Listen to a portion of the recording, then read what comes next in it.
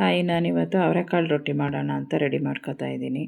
ಬೇಕಾಗಿರೋ ಅಂಥದ್ದು ಸಬ್ಬಸಿಗೆ ಸೊಪ್ಪು, ಕೊತ್ತಂಬರಿ ಸೊಪ್ಪು, ಈರುಳ್ಳಿ, ಹಸಿಮೆಣ್ಸಿನ್ಕಾಯಿ. ಅನ್ನಕ್ಕೆ ಸ್ವಲ್ಪ ಕಾಳು ಹಾಕಿ ಬಿಸಿ ಮಾಡ್ಕೊತಾ ಇದ್ದೀನಿ. ಉಪ್ಪು, ಖಾರ ಪುಡಿ ಬಿಸಿ ಮಾಡ್ಕೊಂಡು ಅನ್ನನ ಅದಕ್ಕೆ ಕೊತ್ತಂಬರಿ ಸೊಪ್ಪು, ಸಬ್ಬಸಿಗೆ ಸೊಪ್ಪು, ಸಣ್ಣಗೆ ಹಚ್ಚಿರೋ ಈರುಳ್ಳಿ, ಒಂದೆರಡು ಹಸಿಮೆಣ್ಸಿನ್ಕಾಯಿ ಎಲ್ಲನೂ ಹಾಕಿ ಚೆನ್ನಾಗಿ ಮಿಕ್ಸ್ ಮಾಡ್ಕೊಳ್ಳಿ. ಬಿಸಿ ಇರೋದ್ರಿಂದ ಕೈಯಲ್ಲಿ ಮಿಕ್ಸ್ ಮಾಡೋಕ್ಕಾಗಲ್ಲ. ಇಲ್ಲ, ಅಕ್ಕಿ ಹಿಟ್ಟು ಹಾಕಿ ಚೆನ್ನಾಗಿ ಮಿಕ್ಸ್ ಮಾಡ್ಕೊಳ್ಳಿ. ಆರಿದ ನಂತರ ಚೆನ್ನಾಗಿ ಮಿದ್ಕೊಂಡು ರೆಡಿ ಮಾಡಿ ಇಟ್ಕೊಳ್ಳಿ.